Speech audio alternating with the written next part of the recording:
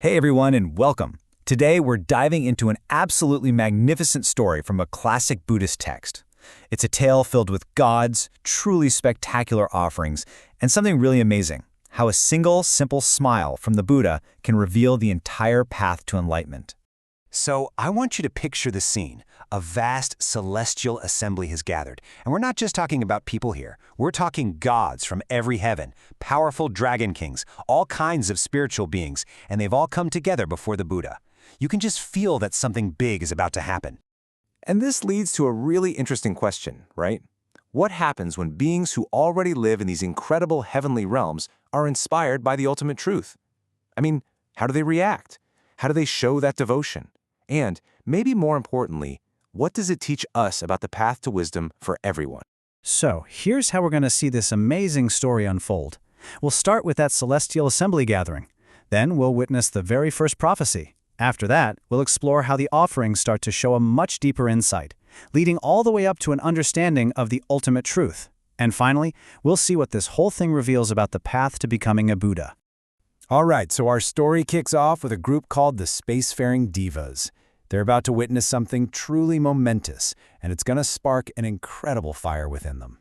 So there are 80,000 of these devas, and they're watching as other powerful beings, demigods like asuras and these mythical dragon kings, are receiving prophecies about their own future enlightenment. But here's the amazing part. Instead of feeling jealous, they're filled with this pure, absolute joy for them. And that joy inspires them to do something, to make their own unique and profound offering. And what happens next is so beautiful, because it sets up this pattern that we're going to see play out again and again in our story. First, there's a magnificent offering.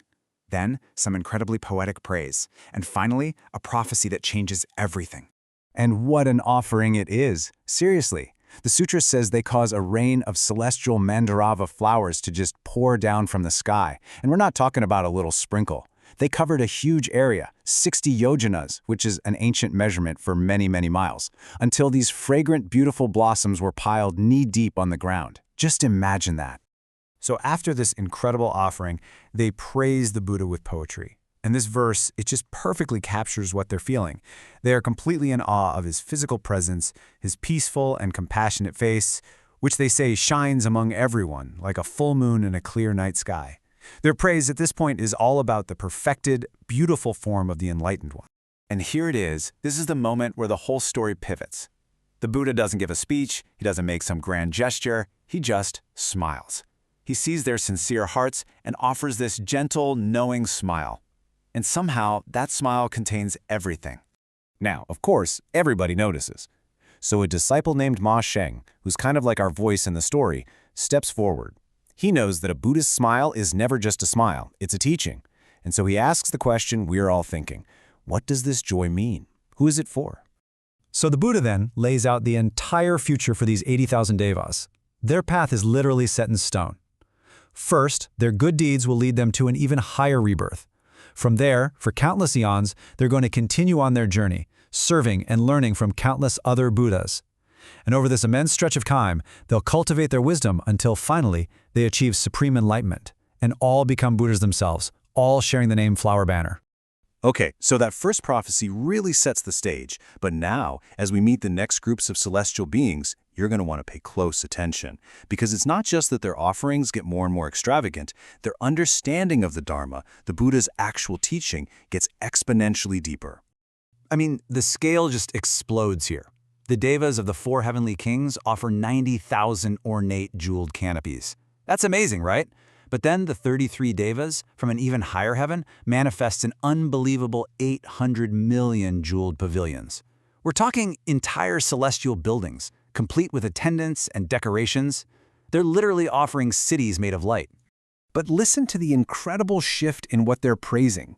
They've moved way beyond just the Buddha's physical appearance. Now they're praising the fundamental nature of reality itself. They're touching on this deep concept of emptiness, the idea that on the deepest level, everything is equal, and it's just our minds that create all the divisions and labels we see. And then, the next group, the 33 devas, they take this understanding a step further, a step deeper.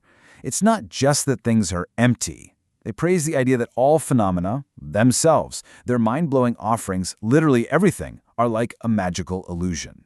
They appear so vividly, but they don't have any solid, real substance you can grab onto. And this brings us to our final group, the Yama Devas. Their offering was said to surpass everything that came before, but really, it's their praise that shows this absolutely breathtaking grasp of the Buddha's highest teaching. Now, to really get what they're saying, we gotta quickly look at this key idea, the two truths. Think of it like this. Worldly truth is our everyday reality, right? Things seem real, actions have consequences, good and bad exist. But then there's the ultimate truth, which points to a deeper reality, that all those things we experience are fundamentally empty, beyond our words and ideas of is or isn't. And this is exactly what the Yamadevas are praising.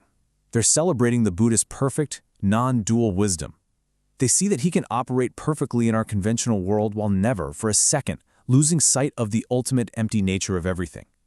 This ability to see both truths at once, that's the peak of wisdom. So each time one of these groups makes an offering and praises the Buddha, he smiles and gives a prophecy. So what does this incredible progression, this whole cosmic drama, really show us? Let's put it all together. This chart just lays out the entire journey so perfectly. You can see it clear as day. The core insight evolves with each group of devas. It starts with the Buddha's physical virtues, then it deepens to emptiness, then to the nature of illusion, and finally, it hits the ultimate non-duality of the two truths. It's like a clear ladder of understanding, a spiritual journey from appreciating the outer form to grasping the formless truth within. And that's the real heart of this whole celestial story. It's not just some cool myth about far-off gods. It's a map. It shows us that the path to enlightenment is a gradual process. It's a journey of deepening wisdom that's open to absolutely anyone, in any kind of existence, who's willing to dedicate themselves to that journey over time. And that leaves us with one last thing to think about. This whole grand cosmic story, with its heavenly beings and unbelievable offerings, it all points right back to us. If even gods have to travel this long path of learning to reach full wisdom, and if that path is open to them, well, what does that say about the limitless potential that might just be lying dormant inside of us right now?